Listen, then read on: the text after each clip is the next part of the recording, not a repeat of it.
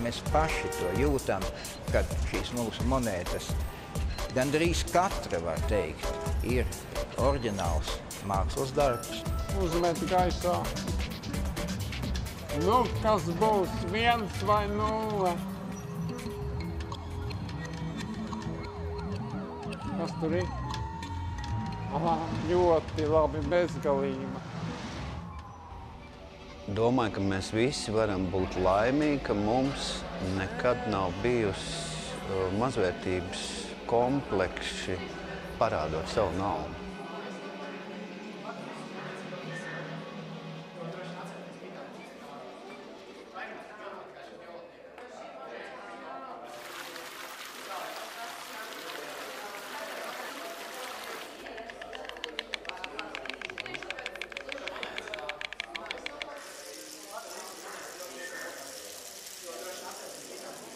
Nav svarīgi, ar ko, ar kādiem līdzekļiem, ar kādiem instrumentiem tu darbojies, bet svarīgi, ko tu gribi pateikt.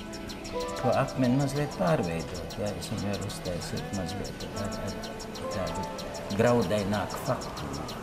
Viņš mazliet varbūt aktīvāks būs un dzīvāks.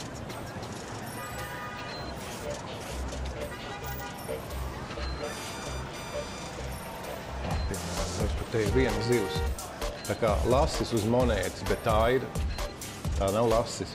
Un tāda ir tā mana pasaule. Tagad tas jūsu uzdevums ir zīmēt savu pasauli, bet zīmējiet savu pasauli.